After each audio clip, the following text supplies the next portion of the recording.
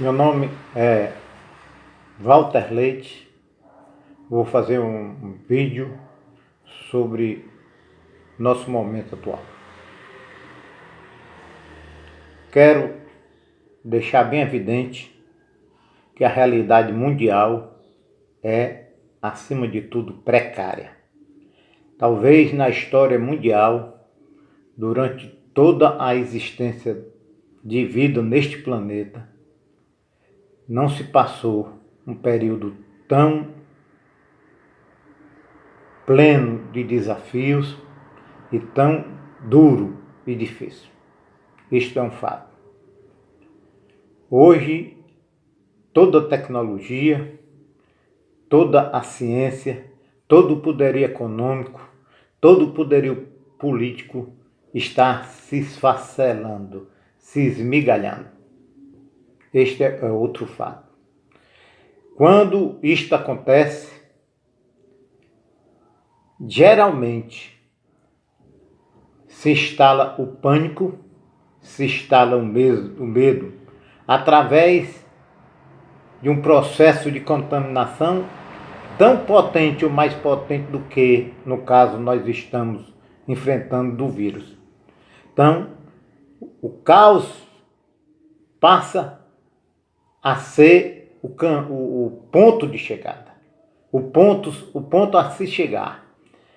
Primeiro, começa as informações desencontradas.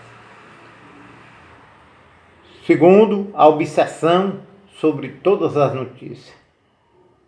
Terceiro, as medidas passam a ser, evidentemente, extremistas. Quarto, a razão é deixada de lado. Não se busca mais uma avaliação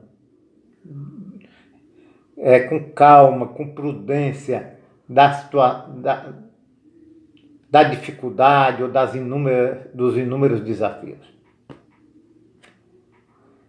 Diante deste cenário, geralmente são tomadas atitudes extremistas, que tanto para um lado como para o outro causam danos inestimáveis. Outro aspecto que no Brasil dificulta mais é a beligerância entre os poderes. É a falta de unidade.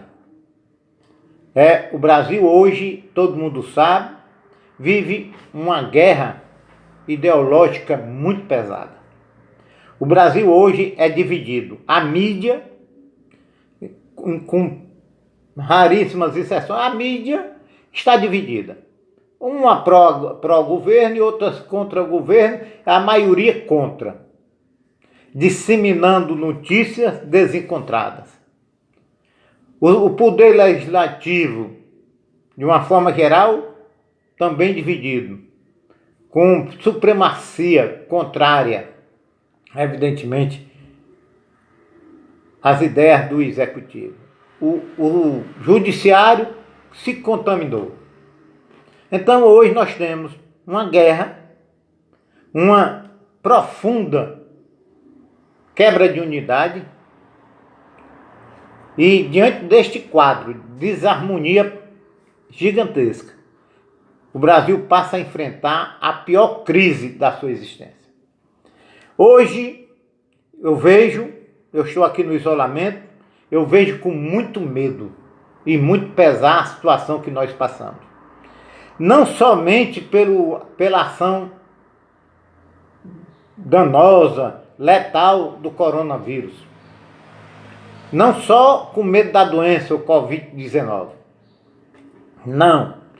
O meu medo é de que duas doenças podem surgir. E agora, depois, a gente faz necessário avaliar qual a mais danosa para o país. A primeira doença é justamente a provocada pelo Covid-19, que tem uma mortalidade de 3% e que atinge mais aos idosos e pessoas mais, que eu digo, de forma letal.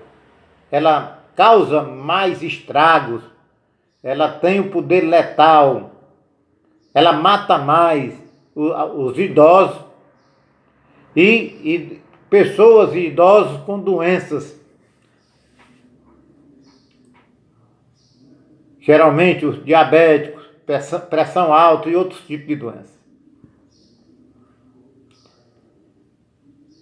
Os jovens, muitos, só se tiver mais alguma doença crônica, se torna mais vulnerável. Geralmente não é o caso. Então, nós temos agora a avaliação do quadro.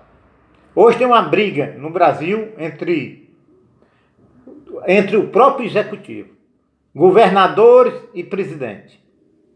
Estão se degladiando, estão em luta.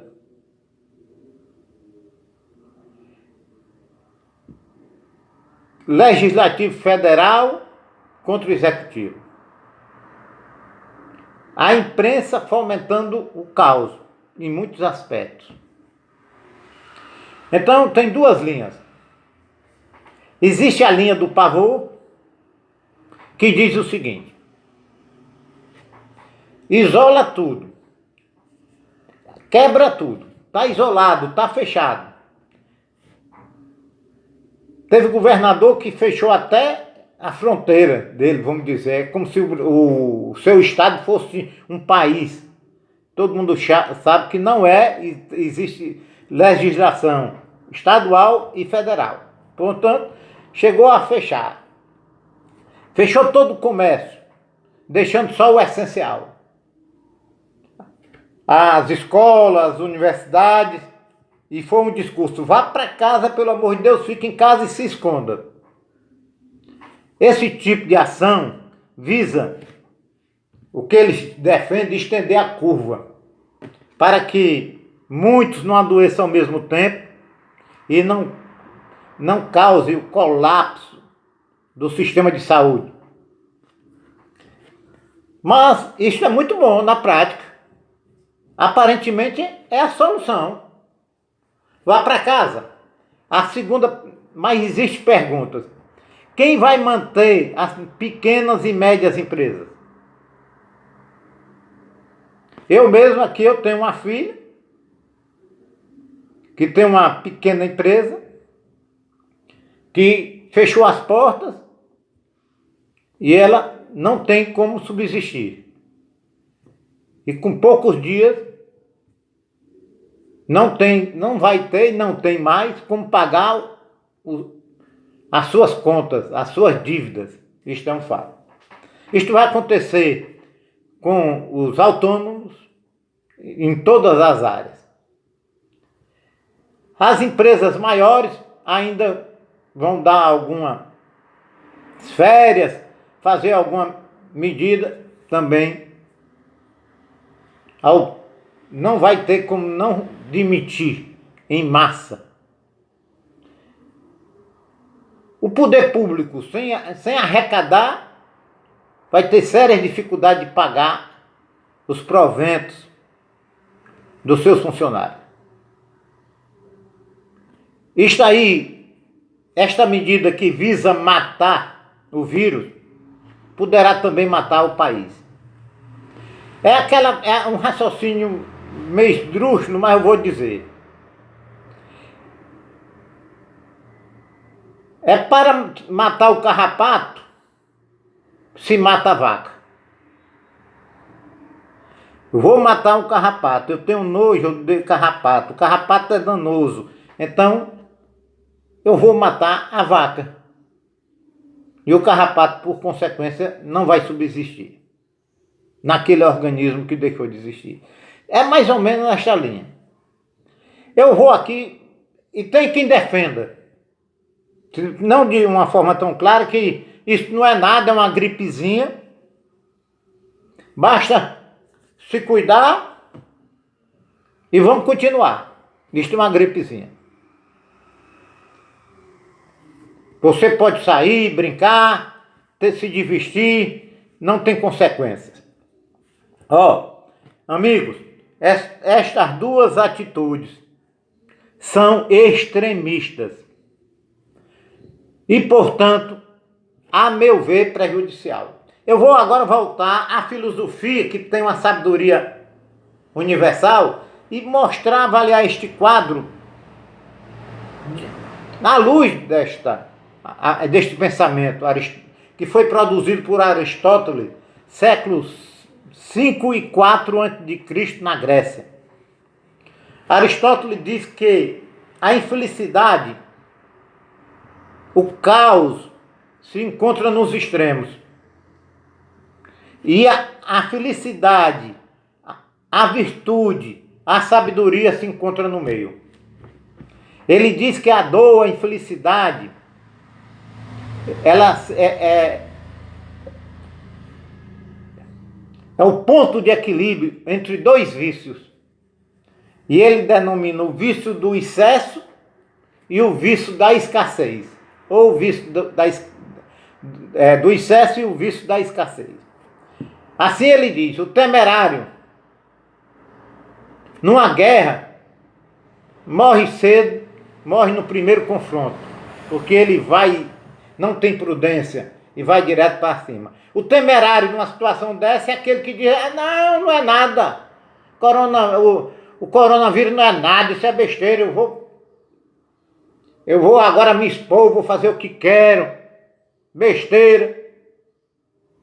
Ele logo se contaminará. E aquele que diz, e o covarde, no primeiro tiro, na guerra, vai se esconder e vai procurar fugir amedrontado. Aí, aqui no coronavírus, é aquela pessoa que não quer nem falar, fica lavando a mão todo dia, toda hora, se escondendo dentro de casa, não consegue ver, cria uma fobia terrível. Os governantes têm por obrigação, eles têm por obrigação clarividência mental e serenidade. Porque se um líder desequilibrar, se o discurso for demagogo, se o discurso for apaixonado e desequilibrado, vai transmitir o caos à sociedade e vai matar o país. Então, meu amigo, eu faço aqui esta avaliação, que todos os governantes, primeiro, busquem serenar, deixe seus interesses políticos, pessoais de lado. A imprensa não seja um veículo do mau agouro. Procure também não ser extremista, nem para um lado e nem para o outro. Buscar o caminho do meio. A minha visão, hoje, depois de avaliar alguns dias, eu não sou especialista, não sou economista, eu não tenho competência para o tal, mas sou brasileiro, estou no olho do furacão e, portanto, eu vou dar a minha opinião. Eu vejo hoje que a prudência deve prevalecer. Eu defendo o que se chama lockdown vertical. Existe o lockdown horizontal. O que é o lockdown horizontal? É o isolamento total que está sendo feito em todos os países afetados. As pessoas deixam o seu trabalho, saem, ficam nas suas casas e não saem. E o que é o lockdown vertical? É isolar as pessoas do grupo de risco, protege-se as pessoas do grupo de risco, se cria estratégia de que os trabalhos voltem a funcionar com medidas preventivas e só aquelas pessoas que não estão no grupo de risco podem prevalecer. Avaliando os dois casos, esta medida do lockdown vertical, eu vejo que ela está mais no centro. A medida do lockdown vertical, a horizontal está mais no extremismo. E o lockdown vertical se encontra mais no centro. Lockdown horizontal, fecha tudo. Aí eu pergunto, quem vai pagar as contas? As empresas vão falir, os empregos vão se acabar, o caos vai ser generalizado, funcionários públicos, que é o meu caso, próximo à aposentadoria, não vai receber, ou se for receber só metade ou um terço do seu salário, muitos vão morrer de fome. Esta é a situação.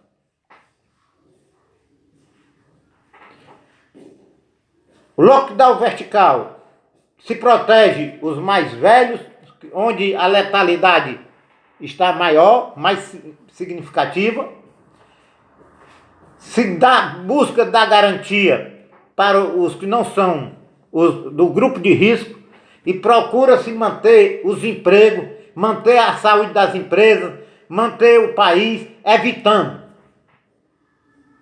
aglomerações pesadas e evitando o risco desnecessário. Eu quero pedir que vocês avaliem com calma. Eu quero pedir também que todos, neste momento, tenham a decência e a sabedoria de deixar de lado as suas ideologias partidárias. Eu tenho minhas convicções. Nunca externei neste canal e não externarei. Não defendo A ou B, mas não posso deixar de dar a minha opinião, porque sou um habitante deste país e deste planeta, que está moribundo. Portanto, seus políticos, seus legisladores, seus governadores, prefeitos, deputados, presidentes, vereadores, prefeitos, todos busquem serenidade, busquem aprender com a crise e transformar para não matar nosso país. Deixe essa mensagem, não é uma mensagem de pânico, não é uma mensagem de pavor, mas de quem está distante e dentro do olho do furacão. Sugiro que mantenham a mente aberta, que busque soluções melhores. E a imprensa cabe um papel fundamental. Aqui não se trata de puxar para um lado ou para o outro. Aqui se trata de defender a nossa existência, defender a soberania nacional, que pelo poder invisível pode estar correndo sérios danos, sérios riscos. Agradeço a todos pela preferência. Se um amigo gostou, compartilhe, se inscreva no canal, deixe seus comentários, compartilhe esse vídeo e dê seu like.